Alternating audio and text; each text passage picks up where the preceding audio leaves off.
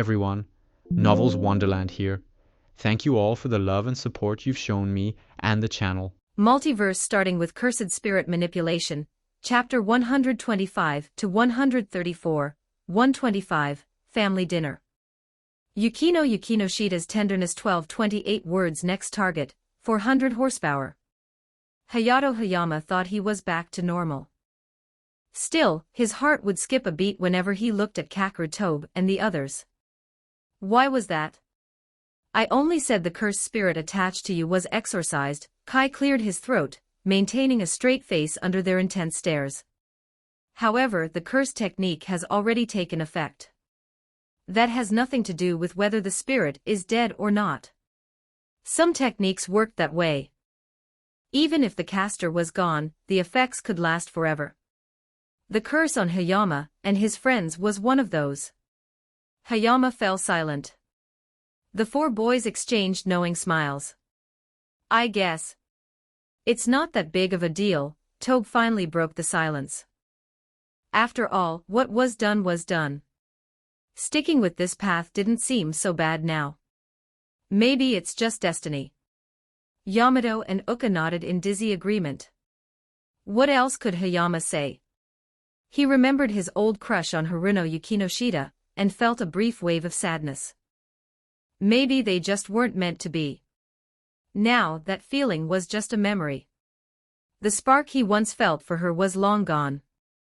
Shizuka leaned in close, whispering into Kai's ear while the boys were distracted.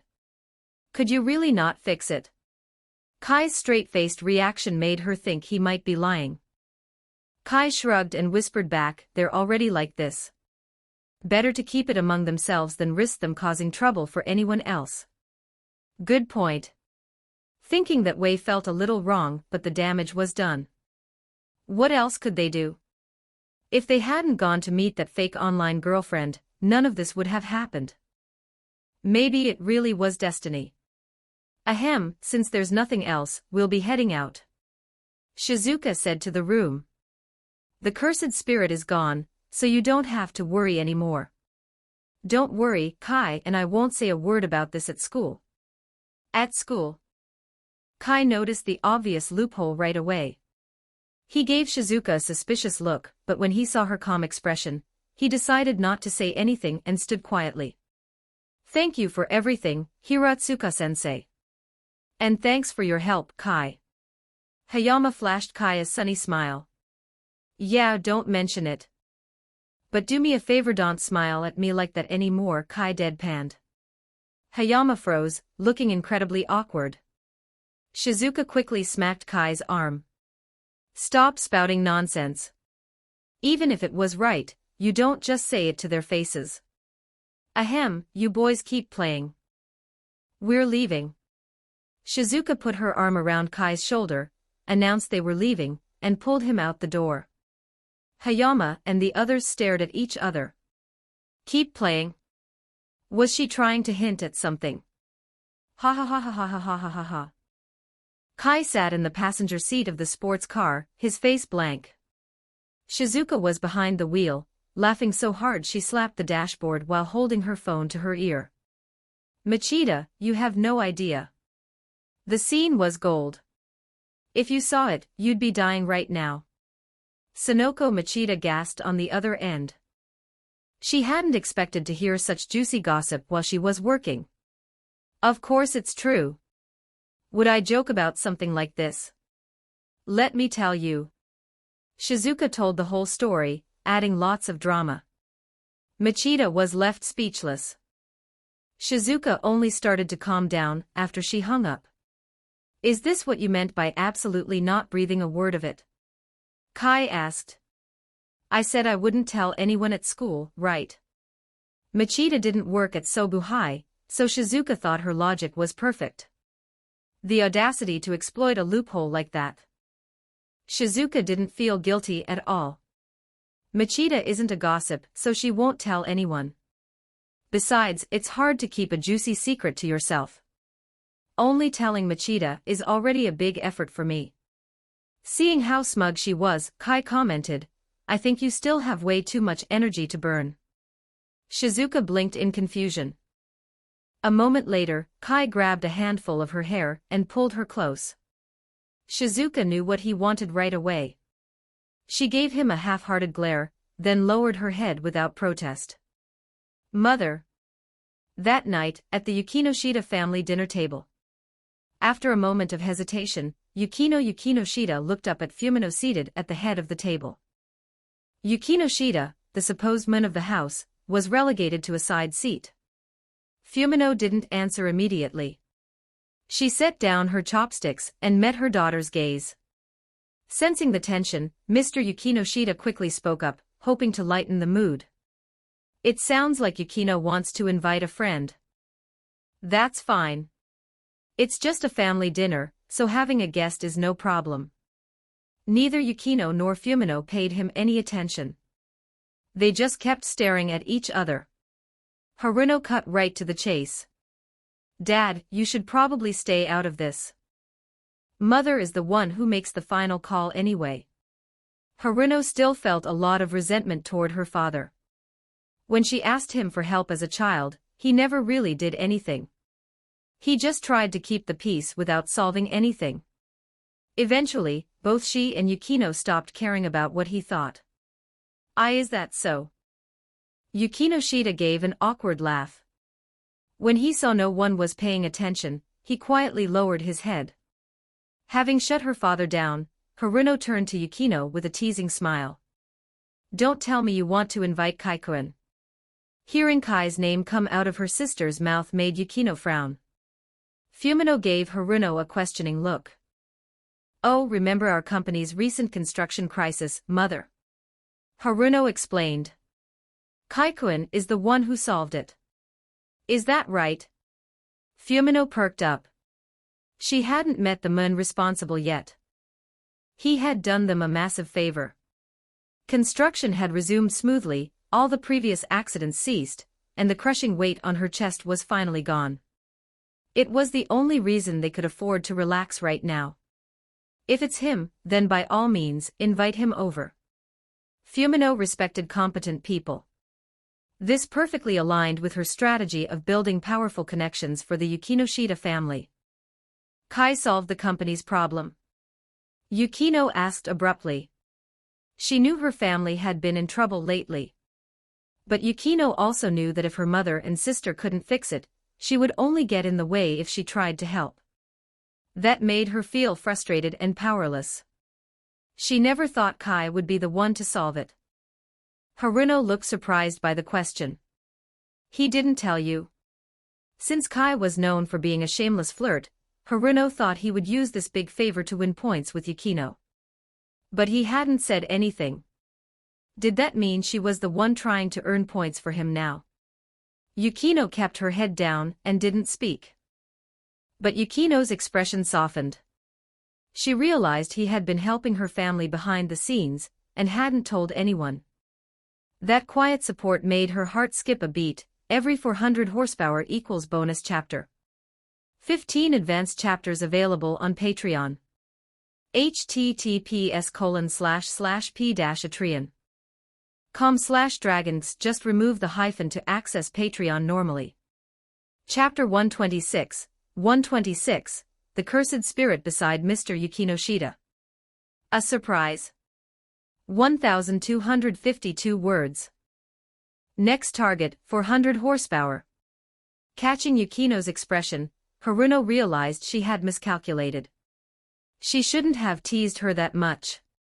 She immediately pivoted, adding, speaking of which, your big sister is actually quite fond of this Kai-kun. Would you mind introducing us, Yukino? As soon as she heard that, Yukino's gentle expression disappeared, and was replaced by a wary look. She stared at Haruno for a while, then let out a quiet scoff. What was that supposed to mean? Was Yukino looking down on her? Did Yukino know anything about what had already happened between her and Kai? Haruno thought that if she revealed everything they had done together, Yukino would probably lose her mind. Haruno quickly pushed that idea aside. It was much too soon to reveal something like that. There was no way she would just give up, though. She kept up her carefree act. Don't forget, you've never beaten me at anything since we were kids. Yukino didn't even flinch. Her expression remained icy and composed. Is that so? Then let's test that theory. Yukino understood her sister well. Once Haruno wanted something, arguing was pointless. The only thing to do was to challenge her directly. Then I'll be waiting. Haruno noticed that even though Yukino looked calm, she was gripping her utensils much tighter than before. Yukino was as stubborn as ever, always acting tough. Haruno just smiled and let it go. Haruno was right. Yukino kept her calm look, but inside she felt a heavy pressure. She had never beaten her older sister at anything, not even once. But this time was different. Now she had a reason she couldn't lose. With that determination, Yukino's eyes grew sharp and focused. Fumino watched the whole exchange quietly from the side. She had always known about the tension between her daughters, but she never stepped in.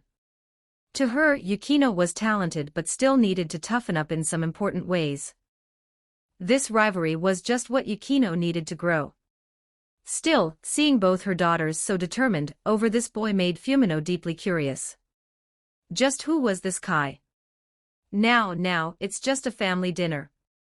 There's no need to. Yukino Shida completely misunderstood the situation and thought his daughters were about to argue. He quickly tried to calm everyone down.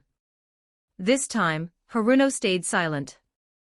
Fumino interrupted him, her voice cold and sharp. Since you think this is just some family dinner, you can sit this one out. Her sudden dismissal left him stunned. Confusion was written all over his face. He half wondered if he had misheard her. Fumino, you're joking, right? It's a family dinner. He was the husband of the family head. How could they possibly hold a formal family dinner without him?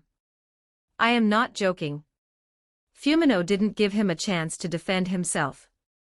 Haven't you always thought networking dinners were tedious and pointless? Since you love coasting through life so much, you can stay home and do exactly that. Until you actually manage to advance your career. She paused, her glare merciless. Anything concerning the future of the Yukino Shida family is no longer your business. Those words were practically a death sentence for his standing in the household. Frankly, Fumino felt she was being merciful. She had sacrificed a massive amount of capital and pulled countless strings just to secure him that councilman's seat. She had planned for him to build his resume, move up over a few years, and eventually get a job in Tokyo. That would have made the Yukino Shida family stronger in the capital. But after years, he hadn't made any progress. In fact, he was becoming less important. He had no motivation to succeed. All he did was act foolish and buy drinks for people who didn't respect him. He hadn't made any useful connections. Fumino couldn't help but feel deeply disappointed. She hadn't even insulted him directly yet. What else did he expect from her? The truth was, they were just too different. Fumino was ambitious and wanted to lead the Yukino Shida family to a better future. Her husband only wanted to keep things the same. That difference had slowly ruined their marriage. He stammered, unable to find the right words. After a long, awkward pause, he looked at his daughters, hoping they would help him. I'm full. Haruno didn't even glance his way. Treating him like he was entirely invisible, she dropped her napkin, stood up, and walked out of the dining room. With no other choice, he turned to Yukino. She reacted the same way. I'm finished as well. I'll be in my room. With a frosty, dismissive tone, Yukino stood up and followed her sister out. Like Haruno, Yukino felt no real connection to her father.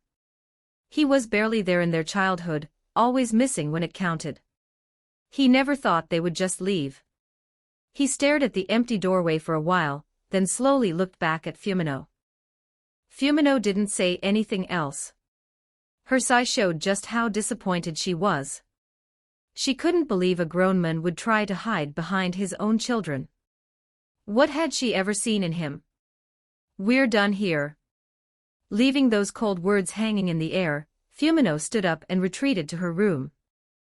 The large dining hall was now empty, with Mr. Yukinoshita sitting alone at the big table. The silence around him felt heavy. His wife hated him. His daughters had no respect for him. What was the point of staying in this house? He felt like he was doing his best. Why did he have to be so ambitious? Was it really so bad to just be a regular, local politician? Why did she always push him to aim higher when he didn't want to? Kill them. Kill them. Right at that moment, the sinister whisper that had haunted him once before echoed in his ears again. But this time, the voice was perfectly clear. Without thinking, he gripped his fork tightly. His eyes went blank for a moment, and a faint red light flashed in them before disappearing. He quickly pulled himself together. The weakness he showed before was gone, replaced by a quiet sense of malice. Meanwhile, on Kai's end. After his unexpected adventure with Shizuka Hiratsuka, Kai finally went back to his apartment. Stepping through the entryway, he noticed the entire apartment was pitch black. "Are you asleep?" He wasn't very late. Shizuka had thrown off his plans a little, but he still had time before their usual bedtime. Confused, Kai walked deeper into the living room. Just as his hand hovered over the light switch, Sakiko's voice rang out from the darkness. "Is everything okay?" He paused and turned around. Most people wouldn't be able to see anything in this darkness. But Kai was different. As a jujitsu sorcerer, his senses were much sharper than normal, so he could see clearly even in a completely dark room. Sakiko took a deep breath to calm herself before she spoke. "I want to try something different tonight. Can we leave the lights off?" "Of course." A smirk instantly spread across Kai's face. Sakiko moved closer and gently tied a soft blindfold over his eyes.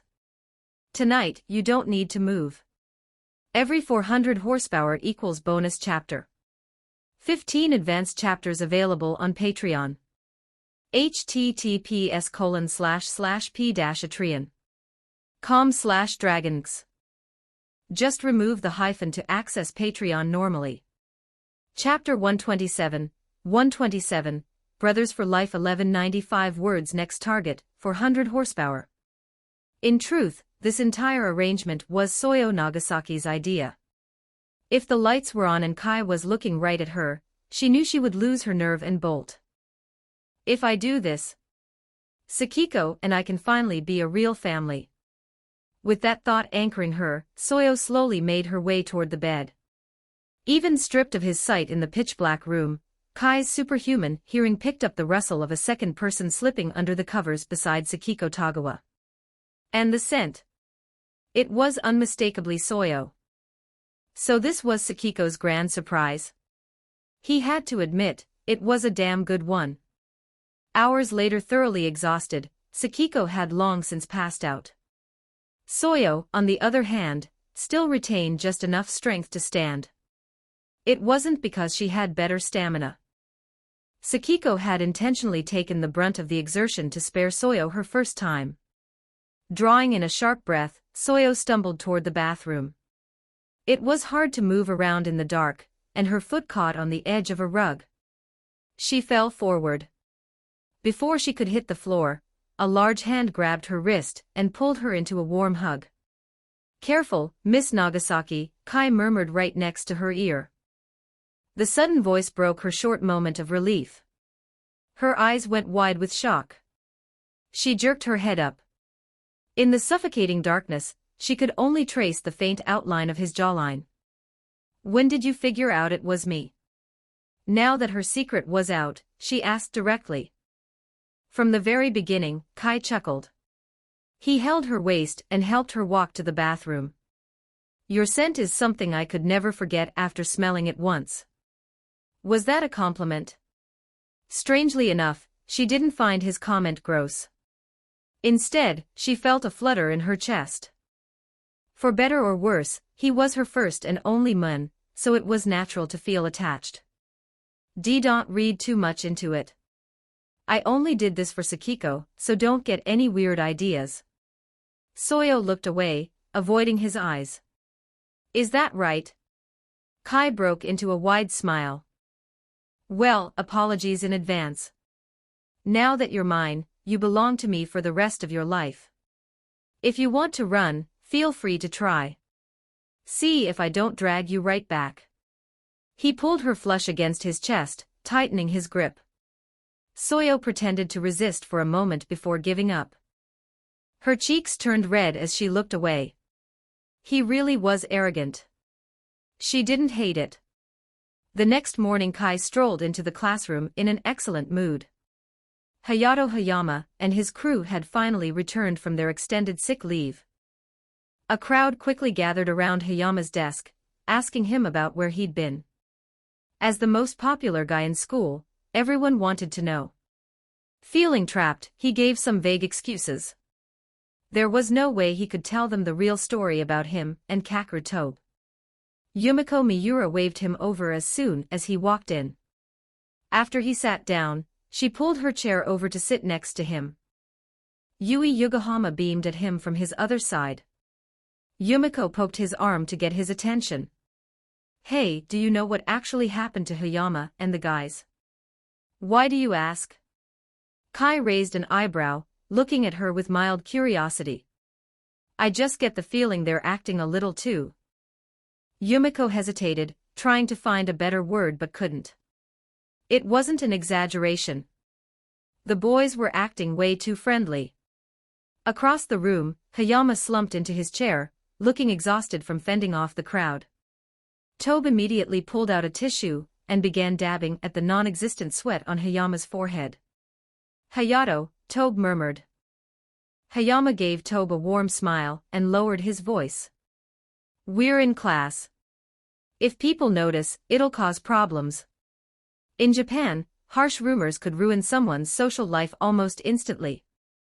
Don't worry. Everyone will just think we're really tight bros.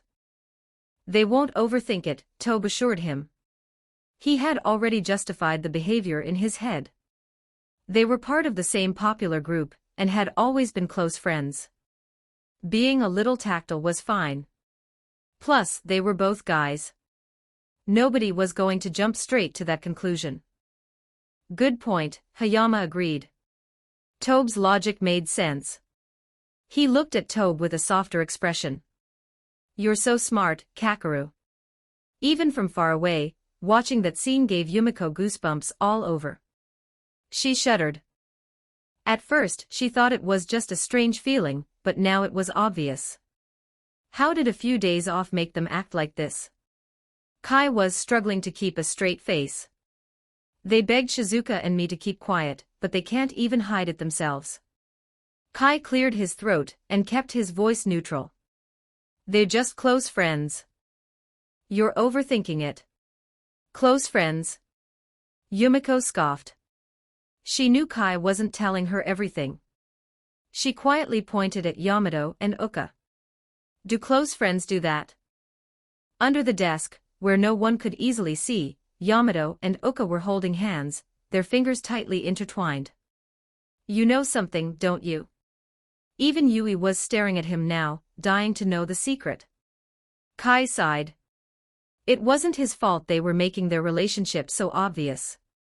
Expecting him to cover for them when they acted like this in public was just wishful thinking. You guys remember what cursed spirits are, right? It was an abrupt subject change, but Yumiko and Yui both nodded. Kai had given them a recent thorough crash course to ensure they understood the dangers of the hidden world. Like jujitsu sorcerers, many cursed spirits have their own abilities, similar to cursed techniques. These powers can be very different. Sometimes they can even change a person's basic preferences. Kai smirked. A power like that isn't too strange, right? He felt his explanation was vague enough. He wasn't spelling it out directly. What more could the guys ask for? Changing a preference doesn't sound that, Yumiko began, but then she realized what he meant. She looked back at Hayama and his friends. When you say changing preferences, you don't mean... Kai just shrugged. What else could it mean? That single gesture was all the confirmation they needed. Yui gasped and covered her mouth with her hand. So this was what a cursed spirit could do. It was truly evil. The curse was originally only targeting Tobe. But they insisted on demonstrating their deep brotherhood by tagging along to meet his online girlfriend, Kai mused. Now they're true bros for life. The lesson was simple: mind your own business, or you might end up with an unpleasant surprise. Yumiko and Yui stared at him, trying to process how little sympathy he had. Calling their situation bros for life was just savage. Every 400 horsepower equals bonus chapter. 15 advanced chapters available on Patreon. https://p-atreon.com/dragons. Just remove the hyphen to access Patreon normally. Chapter 128, 128, Yukino's Hidden Thoughts. We're best friends. After all 13-18 words. Next target, 400 horsepower. During the lunch break, the service club buzzed with its usual lively energy. After eating in silence for a while, Kai finally broke, and looked across the table at Yukino Shida. Is there something on my face? He asked. For the past 10 minutes, he kept noticing Yukino glancing up from her lunch to look at him. Whatever she was thinking about, it left a gentle smile on her lips. It was so different from her usual cold expression that Kai actually felt a little uneasy. Can you just not hold back your massive crush on me anymore? Kai teased, a smirk tugging at the corners of his mouth. The sudden comment caught Yukino completely off guard. She choked on her tea, coughing violently. Marin Kitagawa cheered, clapping her hands together as she stared at Yukino with sparkling eyes. Megumi Kato, sitting next to her, sighed and shook her head. Marin trying to set up other girls with her own boyfriend was something else entirely. Don't get the wrong idea. Yukino stammered. Yukino hated being the center of attention. She quickly looked away. Normally, she would have snapped back with a harsh comment, but since it was Kai, she held herself back. I just wanted to remind you not to forget about dinner in a few days. I won't forget, Kai said, waving a hand dismissively. He wasn't about to pass up a free meal. Marin immediately abandoned her lunch and leaned close to Yukino. Is it a date? It's just because he helped my family out with a major issue. We're inviting him to a family dinner as a thank you. The thought of a romantic date popped into Yukino's head, and she quickly looked away. She was just too shy about things like this. A family dinner, huh? Marin said slowly, glancing back and forth between Yukino and Kai. She didn't say anything else, but her knowing smile made Yukino uncomfortable. Don't worry, I have it marked down, Kai said, deciding to spare Yukino from any further teasing. He pushed his chair back and stood up. All right, Shizuka said she needed me for something, so I'm heading out. He used her first name without thinking. The other girls in the club just thought they were close friends. No one would ever guess there was anything more between a student and their homeroom teacher. As soon as Kai left, Marin moved her chair right next to Yukino. She looked ready to pounce with questions. Yukino blinked. She had just managed to catch her breath, only to be bombarded by Marin's interrogation. You and Kai-kun. Aren't you going to use this chance to get closer to him? Don't even try to tell me you don't have feelings for him. Marin stared at her with a smug expression. Yukino opened her mouth to argue, but under Marin's piercing gaze, the denial died in her throat. I knew it. Yukino's silence said it all. Marin's excitement shot up. Don't worry, I can teach you exactly what to do. Teach me. Yukino looked at the blonde girl in disbelief. You don't even have a boyfriend, do you? How are you supposed to teach me? Yukino was completely in the dark regarding Marin and Kai's actual relationship. She genuinely thought they were just good friends who occasionally hung out to play video games. Don't give me that look. I'll have you know I've played a ton of romance visual novels. I have a massive amount of experience in this field. The truth was, Maren had no real dating experience before Kai. Their relationship just clicked and things happened naturally. She wasn't about to admit that, though. Instead, she started giving Yukino advice straight from her favorite romance games. Yukino stayed quiet, but her eyes grew wide with concentration. She was trying to remember everything Maren said. Meanwhile, Megumi took advantage of Yukino's distraction. She shot Maren a deadpan, "What exactly are you trying to pull? Don't you want to see what she's like when she joins our game?" Catching Megumi's stare, Maren just wiggled her eyebrows and flashed a secretive wink. Megumi understood Maren's look right away. She should have expected this from someone as unpredictable as Maren. Megumi sighed softly. She had no intention of stopping her, and honestly, she didn't want to. On the far side of the room, playing her usual role as a background character, Hidori go to watch the two girls discuss romance. She quietly lowered her head, feeling a mix of envy and insecurity. If only she could talk about topics like that with such confidence. But look at her. If people found out Hidori had a special connection with Kai, they would tear him apart. Look at that. I can't believe a guy like Kai is dating a gloomy loner like her. I know, right? What trash taste. Maybe Kai is just a loser deep down, which is why he settled for someone like that. A storm of negative thoughts ran through her mind. Even though Kai always showed he didn't care what others thought, Hidori still couldn't accept it. It felt like too much to handle. I have to become someone amazing. She thought about the band she had just joined. Their first live show was coming up soon. If she could stand on stage, play with confidence, and show everyone who she really was, maybe she would finally feel worthy. Maybe then, no one would insult Kai for being with her. Thinking about that, the worry in Hitori's eyes faded, and was replaced by determination. Why the hell are you here?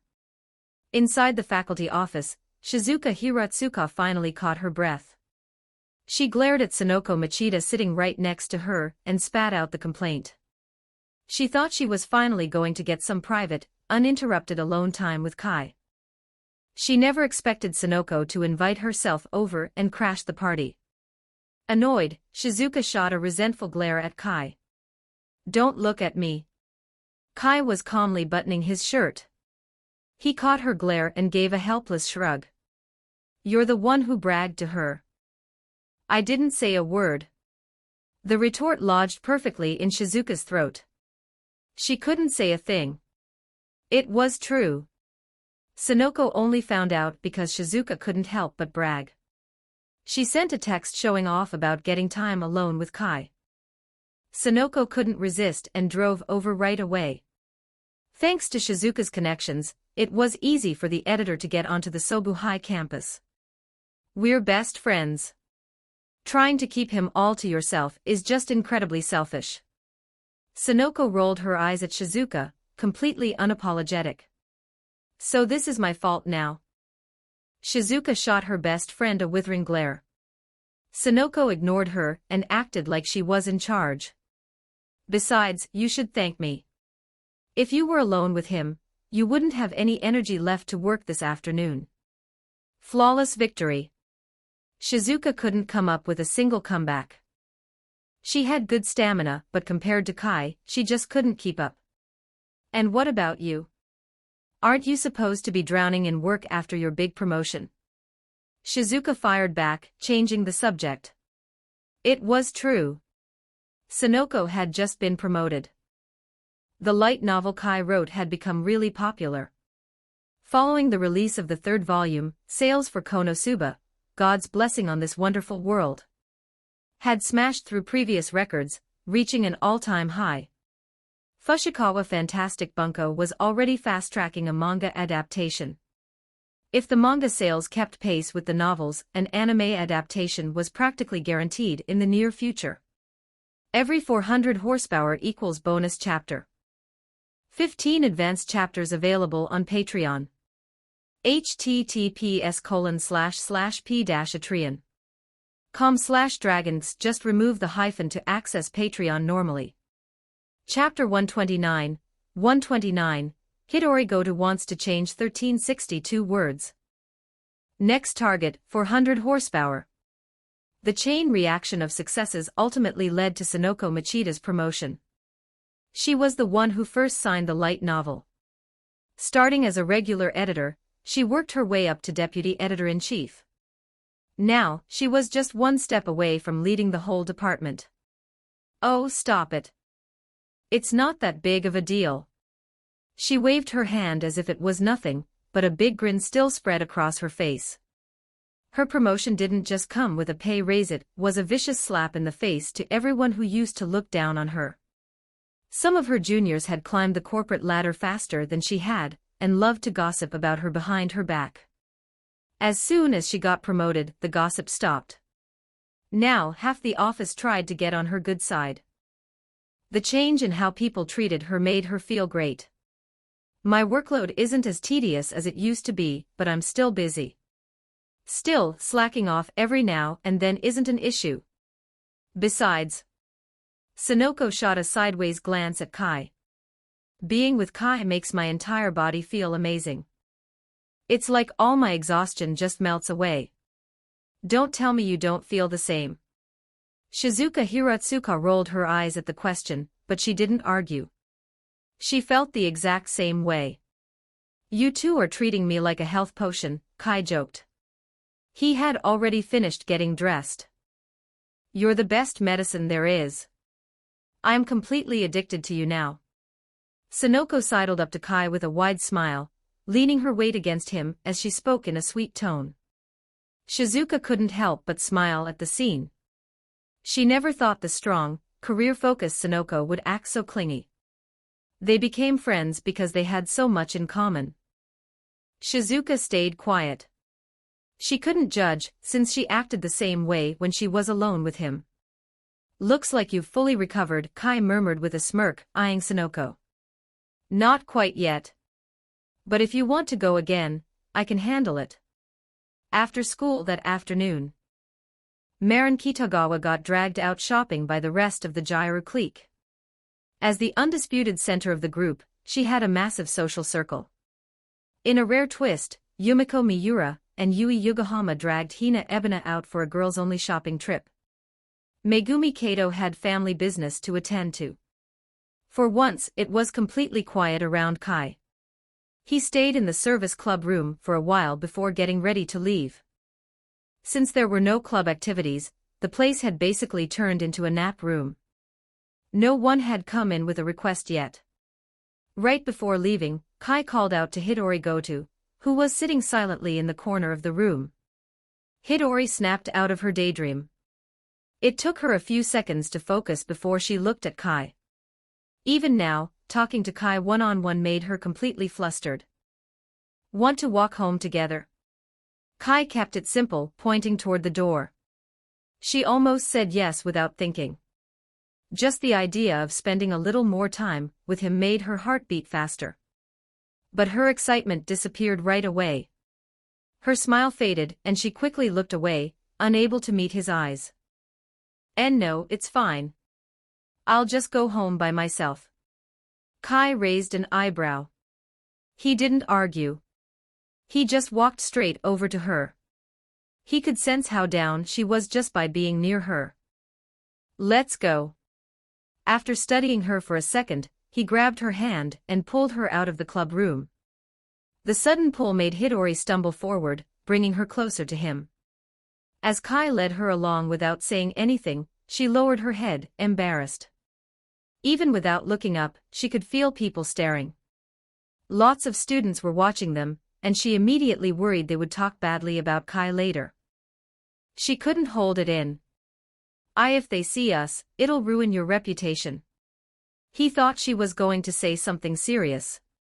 Her reasoning made him laugh out loud. It made sense. Hidori always struggled with feeling inferior, so this reaction was just like her. But while she cared about what others thought, Kai didn't. He looked around and noticed a few students staring. Everyone at school already knew about his reputation as a player, but he didn't care at all. No, it won't. Hidori blinked, looking up at him in confusion. I don't think it ruins my reputation at all, Kai said with a bright smile. You're cute, Hidori. I like you. Just walking next to you makes me happy. I couldn't care less what anyone else has to say about it. If anything, they're just jealous. After all, none of them get to walk around with someone as cute as you. Kai turned his head, flashing her a warm look. His gentle look made her freeze, and she quickly looked away, unable to meet his eyes. Still, she couldn't hide the big smile on her face. I knew it. I love him so much. He had planned to walk her all the way home, but after what he said, she couldn't handle any more. Once they got on the train, she insisted he not go any further with her. Standing alone on the train, Hidori let out a long breath. She was definitely flustered, but that wasn't the real reason she told him to go home. Kesaku Band had scheduled a rehearsal today, but Hidori had made up a bunch of excuses to dodge it. For one thing, playing guitar in front of others made her so anxious she couldn't play the right notes. Even worse, her bandmates wanted her to help hand out flyers. With her social anxiety, talking to strangers felt impossible. That's why she tried to skip practice. But things were different now. Right now, her only focus was crushing their first live show. She absolutely had to show Kai her best, most dazzling self on that stage. Just thinking about it filled her with motivation. With a determined look, she quickly switched to a train going straight to Shimokitazawa. However, a few hours later, the regret set in. Please. Trembling uncontrollably, she held a flyer out to a passerby. The stranger gave her a weird look but grabbed the paper anyway. So scary. Their stares are freaking me out. She was crying on the inside, but she shakily pulled out another flyer and prepared to offer it to the next pedestrian. Maybe we should just call it a day. Nearby, the blonde band leader Najika Ajichi watched Hidori struggle, clearly worried. She wouldn't force Hidori to keep going. If needed, Najika would hand out all the flyers herself. And no, I can do it. Hidori desperately wanted to change. If she was going to be worthy of Kai, it had to start right here. She shook her head and refused to quit. Her determination brought a warm smile to Najika's face. Wow, you really love our band, don't you, Bachi? They hadn't known each other for long, but Najika already cared a lot about the shy guitarist. Watching Hidori try so hard showed she really felt like part of the band now. The thought prompted Najika to snap her head toward the blue-haired girl slacking off nearby. We can't just dump all the work on Bachi. We have to pull our weight too. Hidori, the most socially anxious person on the planet, was struggling, while Ryo just relaxed in the corner as if nothing was happening. I am working, Ryo Yamada replied, keeping her expression completely deadpan and serious. Then grab some flyers first. Najika snapped in annoyance. She wasn't holding a single piece of paper. What the hell kind of work did she think she was doing? Every 400 horsepower equals bonus chapter. 15 advanced chapters available on Patreon. https://p-atreon.com/dragons. Just remove the hyphen to access Patreon normally. Chapter 130, My Sakurajima. 1191 words. Next target, 400 horsepower. Mama Najika is so strict. Don't call me that. Najika Ajichi's cheeks turned red when Ryo Yamada called her mom, and she quickly snapped back, clearly annoyed. Ryo grinned, clearly proud of herself after seeing how flustered Najika got from the prank. Kai watched Hidori get on her train and started to leave. As he turned, something caught his eye. He stopped and raised an eyebrow.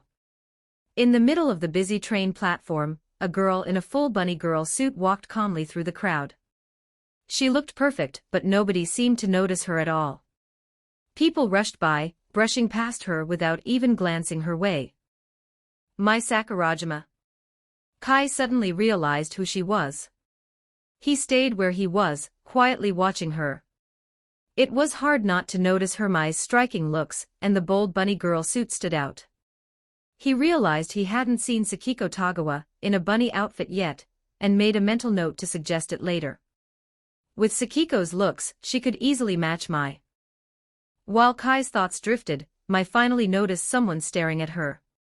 She turned her head, locking eyes with Kai.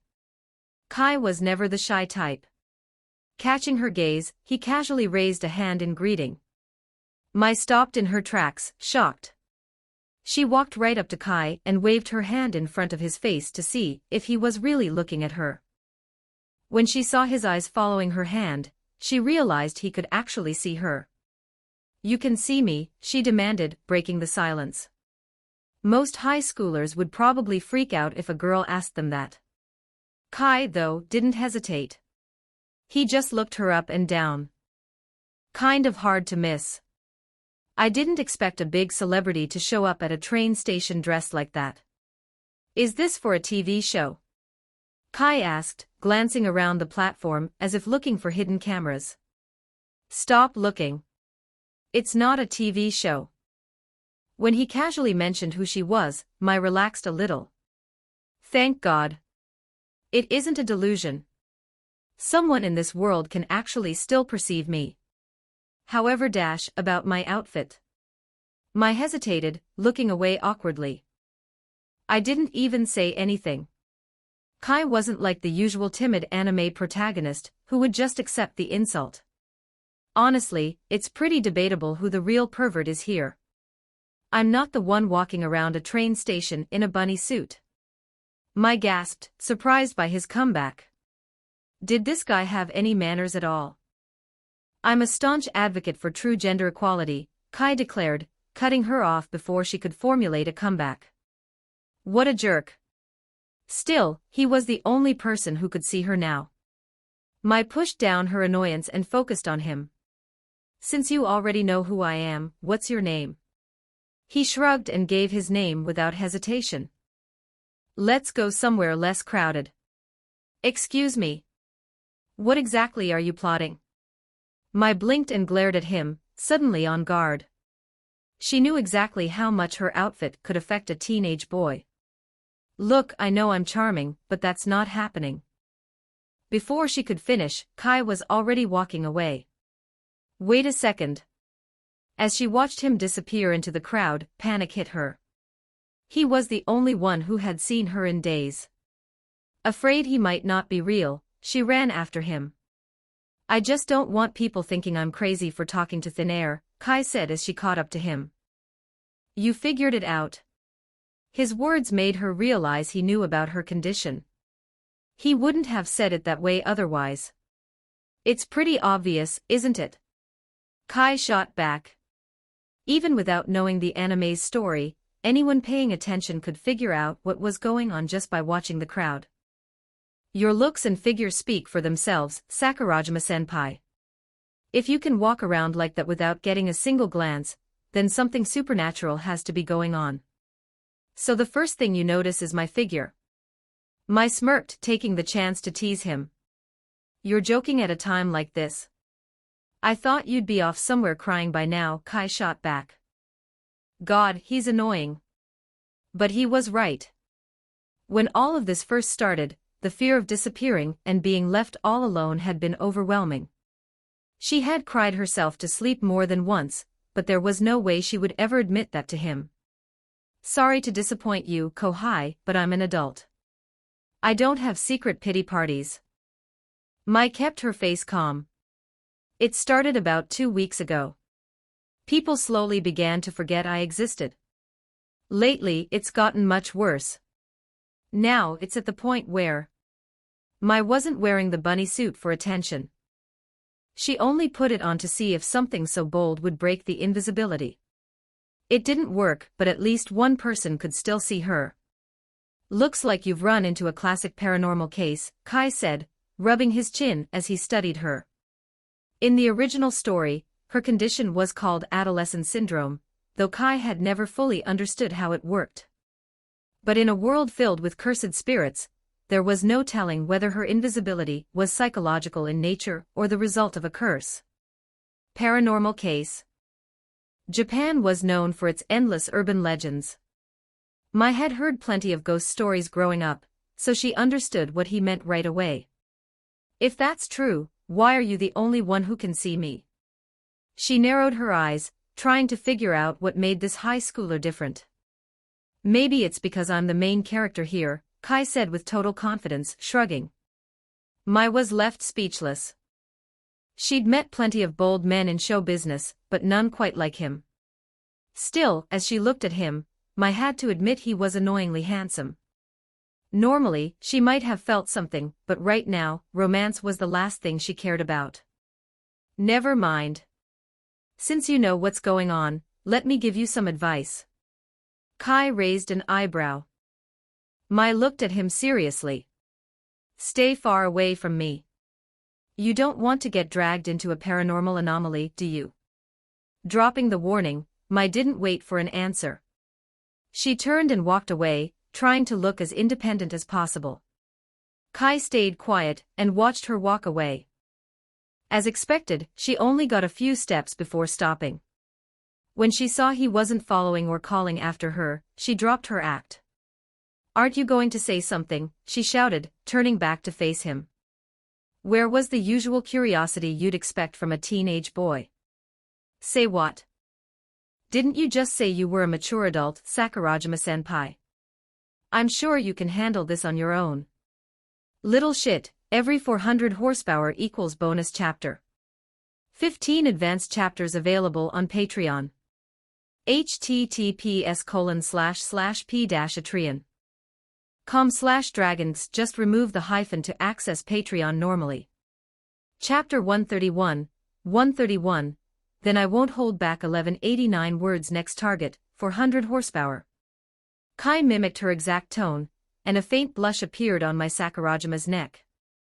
Right then, her stomach gave a loud, empty growl. Mai flinched and quickly looked away. Looks like you haven't eaten in a while, Sakurajima-senpai, Kai said. After a short pause, Mai admitted, because no one can see me, no one will take my money. Of course, she acted just like a famous anime heroine, way too honest. If Kai were in her place, he wouldn't bother paying. He'd just take what he wanted. Follow me. Kai gave her one last look, then turned and walked away. Why do I have to listen to a junior? Even though she felt annoyed, Mai swallowed her pride and hurried after him. Soon, Kai brought Mai to a well-known ramen shop. What can I get for you, sir? 2 bowls of seafood ramen. 2 bowls. The waiter looked around. To him, Kai was sitting alone. The beautiful girl across from him wasn't there. Did you want the second one to go? No, I'm eating both. Just set the second bowl across from me. Right away, sir. Please wait a moment. The waiter didn't think much of it. People ordered double portions all the time. I never said I wanted seafood ramen, Mai muttered as soon as the waiter left. For some reason, ever since she met this guy, he had dictated the entire pace of their interaction. He's just a junior. Yet here she was, dancing to his tune. Mai wanted to reclaim some control over the conversation. No worries. If you don't want it, you can just sit there and watch me eat. Kai wasn't going to baby her. At first, meeting a famous anime heroine was interesting.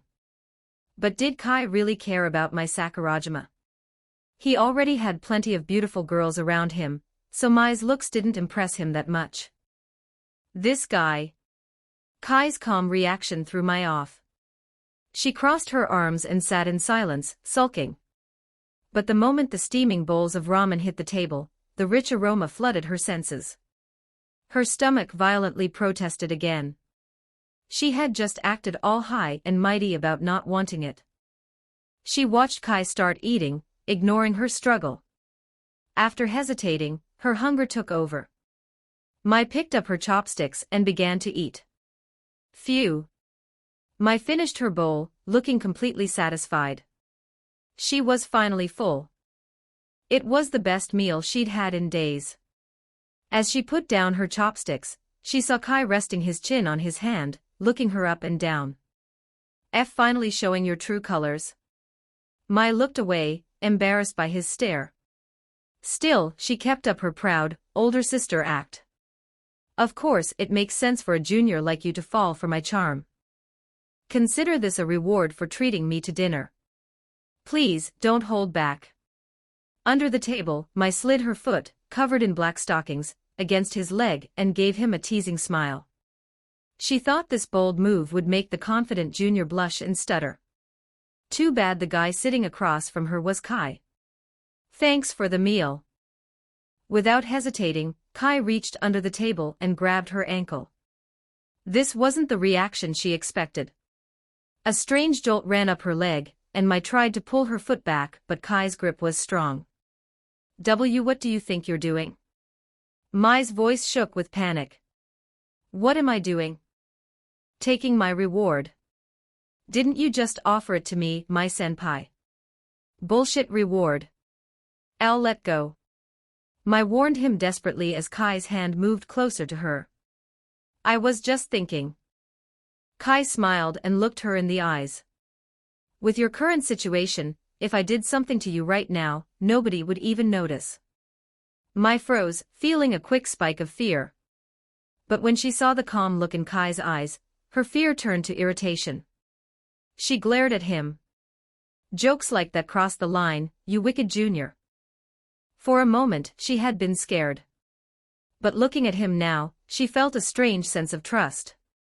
Kai was disappointed she didn't stay embarrassed. He let go of her leg. The warmth from his hand stayed on her skin, making Mai blush even more. Why you don't have a crush on me, do you? Mai knew she was attractive and wanted to take back control, so she asked. I have a girlfriend, Kai answered bluntly. A girlfriend? For some reason, Mai felt a bit disappointed. Then she realized what that meant. You have a girlfriend, and you just grabbed my leg like that. Is there a problem? Kai shrugged, not looking guilty at all. After a long silence, Mai delivered the verdict. Now she was sure. The guy sitting across from her was an unapologetic player. Oddly, knowing this made her feel more relaxed around him. Aren't you going home? Night had fallen. They walked down a deserted, dim alley. Normally, Mai would never go somewhere like this alone, but being with Kai made her feel safe. She was older, but now she relied on her junior for protection, which felt a little embarrassing. Don't tell me your girlfriend kicked you out. Why else would he be walking around dark alleys at night? Sorry to disappoint you, but my girlfriend would never kick me out. Kai kept his nonchalant attitude. That was a little disappointing. As for why I'm here, I saw a rumor online recently. Kai took out his phone and opened a forum post. Mai leaned in to read the headline on his screen. Urban legend sighted in deserted alley, the slit-mouthed woman. Mai read the title and couldn't help but laugh. To her, urban legends like the slit-mouthed woman were just scary stories for kids. Things like that didn't exist in real life. Please don't tell me you actually believe in that stuff. Mai kept laughing. She never thought this calm, confident junior would be into ghost stories. How could something like that exist? Didn't you just encounter something impossible yourself, senpai? That one sentence stopped her cold. Her smile disappeared. He had a point. Her situation was almost like an urban legend come true. She snapped back to reality and looked at Kai. He was dead serious. Her face grew tense. You're not joking, are you? Before all this, Mai never believed in that kind of thing. But now, with her own invisibility, she couldn't ignore the possibility. If urban legends were real, maybe that would explain her situation too.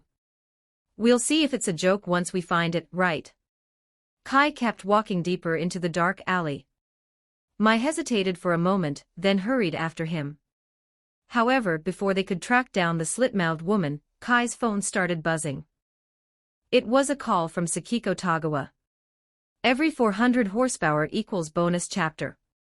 15 advanced chapters available on Patreon. https://p-atreon.com/dragons. Just remove the hyphen to access Patreon normally.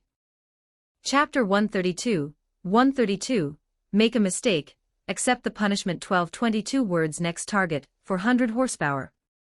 Don't worry. It's just a simple cursed spirit. It's not that dangerous. I'll be home early. Kai was honest with Sakiko Tagawa, and told her directly that he was hunting the slit-mouthed woman.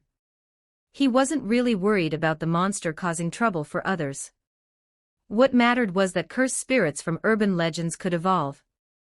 Now that he had found one, he wasn't about to let it get away. On the other end of the line, Sakiko relaxed. Okay, I'll wait for you. Kai is so kind. Sakiko thought. He must be worried that leaving a cursed spirit out there will hurt people. That's why he's going out of his way to exorcise it. If that was the case, she couldn't hold him back. She just needed to wait patiently for his return. After he hung up, Mai Sakurajima scoffed, her tone dripping with sourness. You and your girlfriend sure are close. Even though Mai had never met Sakiko, just hearing her gentle voice on the phone was enough to guess what she was like. It was clear now he really did have a girlfriend. I wonder if she'd have a problem knowing how you treated me earlier. Thinking she had caught him by the throat, Mai flashed a smug smile. Kai raised an eyebrow, mirroring her smile. She expected him to panic. Instead, he stepped right toward her. Wait, what are you doing? Catching the dark shift in his gaze, Mai's smugness shattered into panic. You seem to be forgetting who holds the cards here, Mai-senpai. Before she realized it, her back was pressed against the brick wall. She looked away, unable to meet his eyes. Kai leaned in, whispering quietly in her ear. Being so close to him, she felt completely overwhelmed. Aren't you afraid I'll tell her? She stammered. That implies my girlfriend can actually see you. There was a moment of silence. If he hadn't mentioned it, she might have forgotten about her own curse. Right now, nobody else in the world could see her. Wait, I was just joking. I know I was wrong. Recognizing a losing battle, Mai immediately backpedaled, hoping to smooth things over. Apologies don't work on me. Make a mistake and you accept the punishment. UMMPH. Tap. Footsteps echoed down the dead-end alley in a steady rhythm. With each step, a wave of cursed energy filled the air. Catching the shift, Kai smoothly pulled away and released her. Once Kai let go, Mai's legs gave out and she slid down the wall, ending up on the ground. With tears in her eyes, she tried to glare at him, but it didn't look threatening at all. How could you? All right, save the reminiscing for later. We've got business to handle, Kai interrupted. Who's reminiscing? She didn't get to finish her sentence before the eerie footsteps registered in her mind too. She couldn't pinpoint the foul stench of a cursed spirit like Kai could, but an oppressive dread settled over her chest instinctively. Is someone there? Mai managed to pull herself up using the wall, and looked down the alley. The footsteps sounded normal, but they sent a sharp chill down her spine. So even a jerk like you gets scared of being caught in the act. Completely ignorant about the existence of cursed spirits, Mai shot him a mocking look. I had no idea my senpai was into public broadcasting. I'll cater to your specific tastes next time. She immediately realized she could never win a verbal sparring match against him. The footsteps came closer. The anxious feeling in Mai's stomach grew until it felt like she could hardly breathe. What is that? A slender woman soon stepped out from the shadows. She wore a long white trench coat, and a surgical mask that covered her mouth. Even though her face was hidden, she still looked strikingly beautiful. She's here, Kai noted. His target had finally arrived. You aren't planning to do something horrible, are you? Standing in a dark, empty alley with a beautiful woman in the middle of the night was the perfect setup for a big misunderstanding. Listen, you're still young. Don't throw your life away and become a criminal. Mai urged. If you have to, you can just do what you did earlier to me instead. Even though Mai acted distant, she was kind at heart. Kai had already gone too far with her. If letting him do the same to her would stop him from hurting someone else, she was willing to make that sacrifice. I have to admit, Mai senpai, your imagination is wild. Kai glanced at her, not even sure where to begin dismantling that logic. Excuse me. Seriously. She had just wrestled with herself to make that offer, and this was how he responded. Before Mai could complain, the slit-mouthed woman closed the distance. It's so cold. Why did the temperature suddenly drop? The closer the woman got, the more an unnatural chill seeped into Mai's bones. It felt like an icy draft was blowing directly down the back of her neck. Am I beautiful? The woman stopped a few steps away and finally spoke. Her voice wasn't unpleasant, it sounded haunting and almost otherworldly, with a hint of mockery. Her eyes were fixed on them like a predator watching its prey. Mai opened her mouth to speak, only to realize her vocal cords were paralyzed. Her mind would only let her think of two words, yes or no. Even worse, she couldn't move at all. Panic flooded her veins. Mai frantically shifted her eyes toward Kai. An incomplete domain. Kai murmured internally. He felt the same restriction that was holding Mai. But the slit-mouthed woman's curse wasn't strong enough to fully control his body. This let him figure out her technique. She created a domain by asking a question. Once she asked the question, the target had to answer either beautiful or not beautiful. Until they answered, both the target and the caster were frozen in place. As soon as the answer was given, the target would be hit by an unavoidable attack. This was the basic form of a domain expansion. If she kept evolving, she would eventually master a full domain and become a true special-grade cursed spirit. Am I beautiful? Met with silence, the slit-mouthed woman repeated the question. Objectively speaking, yes, you are. Kai scanned her up and down before giving an honest answer. Ignoring the surgical mask, the rest of her features were those of a stunning woman. He. Hearing his answer, the slit-mouthed woman broke into a guttural laugh. What is happening? Since Kai had answered, the paralysis faded and Mai could move and talk again. But seeing the masked woman laugh made her even more terrified. Without thinking, she moved closer to Kai. Even though he had just pinned her against a wall and kissed her, he was the only person who made her feel safe right now. What the hell is going on? Even an idiot could tell something was catastrophically wrong. Every 400 horsepower equals bonus chapter. 15 advanced chapters available on Patreon. https://p-atreon.com/dragons. Just remove the hyphen to access Patreon normally.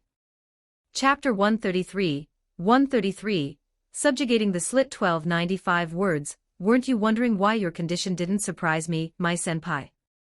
It's because I've dealt with much weirder things than this. Kai gave her a quick side-eye as he explained. Before Mai could formulate a response, the slit-mouthed woman slowly pulled down her surgical mask. A wide twisted smile stretched across her face as she locked eyes with them. What is that? Mai's eyes blew wide open in disbelief. Her face was a nightmare. The corners of her mouth were cut wide open, like someone had used a butcher's knife. Fresh blood dripped from the wounds. Jagged scars reached all the way to her earlobes, making her look terrifying. Somehow, a huge pair of scissors had appeared in her hand. Now, do you still think I am beautiful?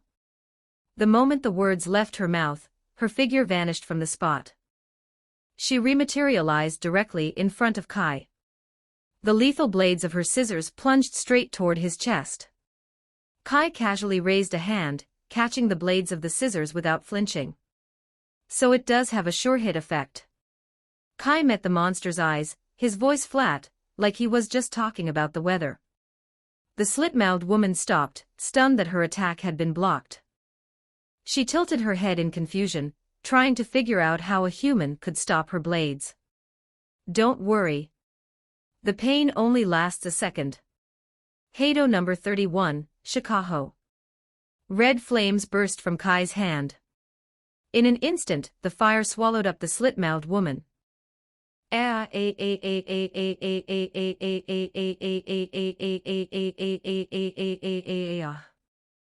blast hit her at close range, turning the monster into a screaming torch of fire. Spider-Woman. A dark rift opened behind Kai. Thick strands of black hair whipped out, wrapping around the slit-mouthed woman. The cursed hair trapped her in a tight cocoon. After feeding on the malice from Tomi Kawakami, the Spider-Woman's power had reached special grade. Beating someone who barely understood domain expansion was easy for her. The Spider-Woman used her hair to drag the captive to Kai's feet. Only the slit-mouthed woman's twisted face was visible. She thrashed inside the cocoon, glaring at Kai with pure hatred. I'll kill you. Cursed spirits from urban legends were smarter than normal curses, but that also made them hate humans even more. Kai didn't care about any of that. I'm putting a collar on you right now. Kai lifted his free hand and pointed it at the struggling monster. A strong, swirling force pulled from his palm. Cursed spirit manipulation. As soon as the technique started, the slit-mouthed woman's body twisted and changed. Realizing what was happening, she struggled even harder. The hatred in her eyes turned into pure panic. Her struggles were useless. The technique's pull was too strong. No cursed spirit could break free from cursed spirit manipulation. In seconds, her twisted body shrank into a small, dense ball of black cursed energy. Kai popped it into his mouth and swallowed. Good job. You can go back now, Kai told the Spider-Woman by his side. He always made sure to praise his tamed cursed spirits. The Spider-Woman couldn't talk, but her face brightened with joy at his words. Before leaving, she gently brushed a strand of hair against Kai's arm, then slipped back into the rift. Good girl. Kai was very pleased with how helpful she was. Kai brushed off his hands and looked back at Mai Sakurajima. She still looked completely shocked. So do you understand the danger of cursed spirits now? No amount of verbal explanation could rival first-hand experience. After facing death, Mai now truly understood the nightmare she was up against. Mai stayed quiet. She definitely understood what cursed spirits were now. But when it came to being scared, why do I get the feeling you're infinitely more dangerous than that monster? Now that the danger was gone, Mai's usual boldness came back. She gave Kai a wary look and spoke up. That battle hadn't felt dangerous at all. From start to finish, it was totally one-sided. The slit-mouthed woman couldn't fight back at all. Mai honestly didn't see what was so scary about a fight where Kai just brushed the enemy aside. That blunt observation earned a raised eyebrow from Kai. He stared at her with renewed interest. And never mind, you heard wrong. Mai regretted her words as soon as she said them. The guy in front of her was no saint, he'd just pinned her down 5 minutes ago. Seeing his intense stare, she quickly tried to take it back. Didn't I already tell you? Kai walked over in 3 quick steps. He lifted her chin with his fingers, making her look up. She glanced away, too flustered to meet his eyes. Kai just chuckled quietly. Apologies don't work on me. Make a mistake and you accept the punishment. MMPH. Maybe because she'd already been through this tonight, she didn't panic. After a moment of surprise, she relaxed into it. With his face so close, she closed her eyes and wrapped her arms around his neck. Don't get the wrong idea. Earlier, I was just. As they walked down the quiet street, Mai's face turned bright red while she tried to explain herself. She rambled for a minute but couldn't come up with a real excuse. Thinking about their steamy kiss in the alley just made her blush even more. She'd been caught up in the moment until Kai suddenly pulled back and whispered, "Are you sure you want to do this here?" Kai knew he wasn't exactly a good guy, but he didn't want a girl's first time to be in a dirty alley. He wanted her to have a good memory. He wasn't just ruled by his desires. Still, if Mai liked that kind of risky stuff, he wouldn't mind. That question snapped her out of it. She followed Kai in embarrassed silence for blocks before she could speak. She was scared he'd think she was easy. She wanted to explain, but couldn't find the words. Giving in like that was just too embarrassing. I get it, Kai said with a grin. I heard you started as a child star. The industry pressure must be rough. It's normal to feel repressed with all that stress. Yeah, as long as you understand. Mai sighed in relief, her shoulders relaxing. Everyone knew how tough society was in Japan, and the entertainment industry was even worse. Many failed idols ended up in adult films just to get by. The stress was unreal. The only reason Mai made it through was her plot armor, as an anime heroine. A moment later, she realized what he'd actually said. Her face turned even redder. You're the repressed one. I have no reason to repress myself, Kai fired back smoothly. She knew it. She just couldn't win an argument with him. Also, keep your voice down. The neighbors are going to file a noise complaint against you. They'd left the busy area, and were now walking through a quiet neighborhood.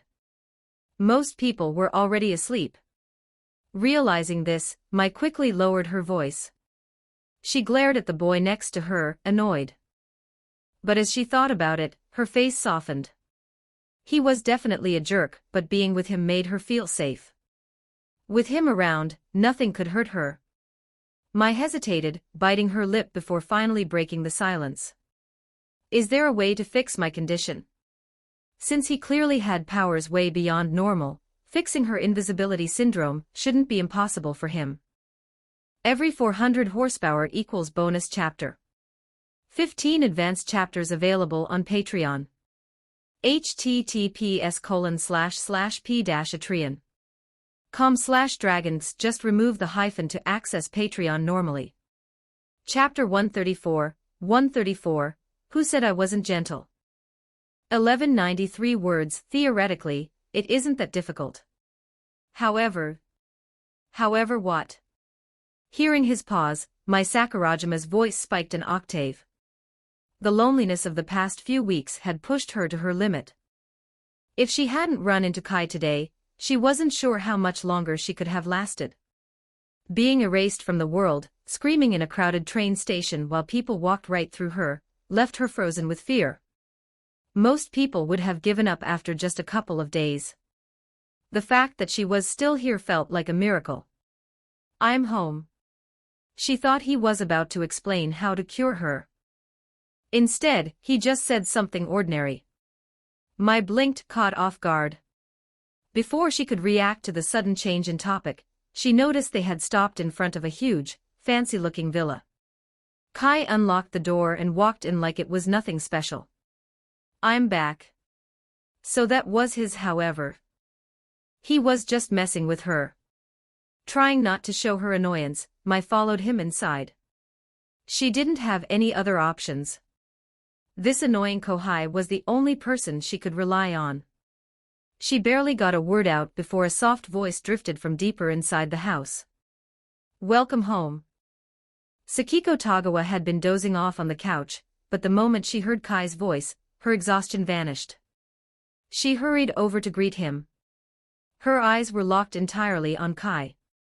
As for the bunny girl standing right next to him, Sakiko didn't even cast a glance in her direction. Mai wasn't surprised. Invisibility was her new normal.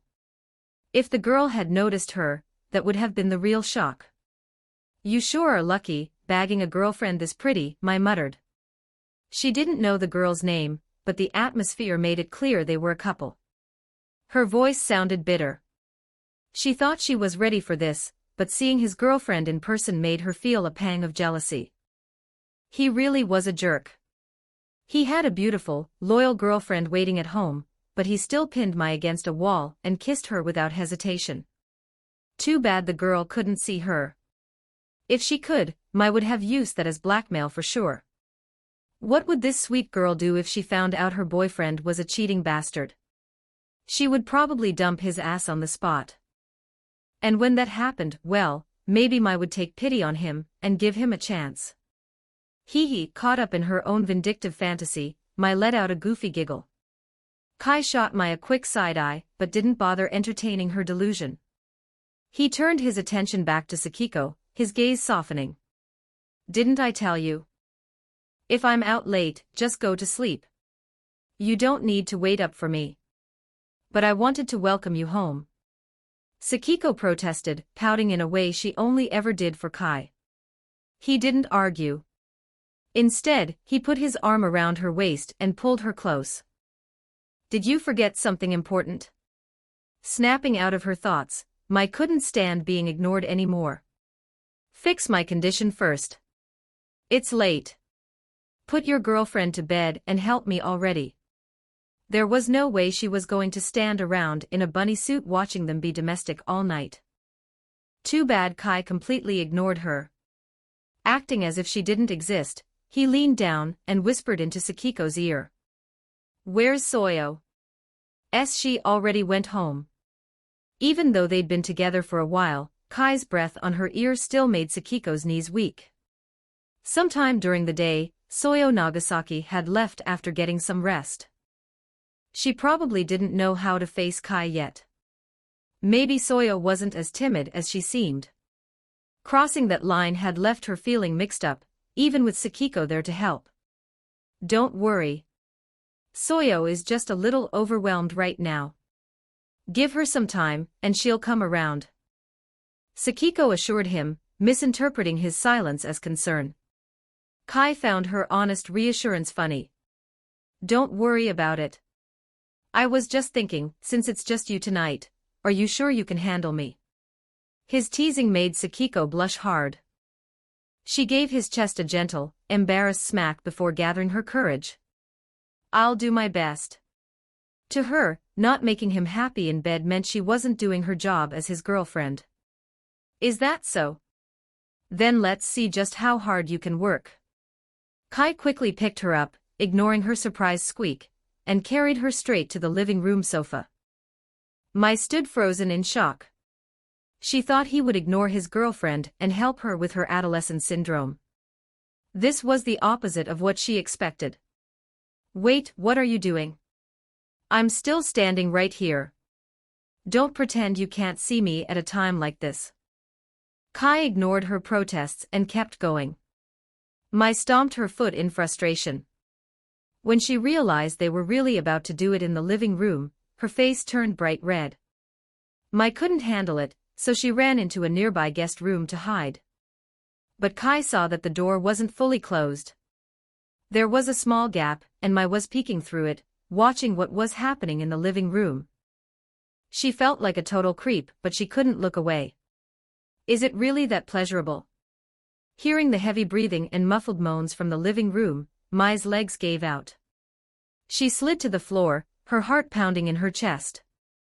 Kai glanced at the cracked door and smirked. He wasn't going to tell her to close it. If she wanted to watch, that was fine with him. She'd probably join in soon enough anyway. The next morning, Kai and Sakiko left the villa looking refreshed and energized.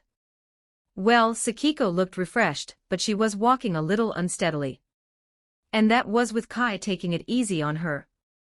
If he hadn't, she wouldn't have made it through the night alone. Meanwhile, Mai was exhausted. Walking next to Kai, she yawned for the 5th time that morning. You really are a monster. Don't you know how to be gentle with your own girlfriend, she grumbled. She had watched everything last night. The guy wasn't human. His stamina was crazy. Mai could already picture it. If she were the one pinned under him, she wouldn't stand a chance, and would be tossed around like a rag doll. From what she saw, Sakiko barely touched the ground all night. Who said I wasn't gentle? I took good care of her, Kai replied, glancing at the tired bunny girl. Since it was just Sakiko, I held back a lot. When I get the chance, I'll show you what I can really do. His bold comment made Mai picture something scandalous, and she shouted the insult with a bright red face. Every 400 horsepower equals bonus chapter. 15 advanced chapters available on Patreon. https://p-atreon.com/dragons. Just remove the hyphen to access Patreon normally. Don't forget to like and subscribe to Novels Wonderland.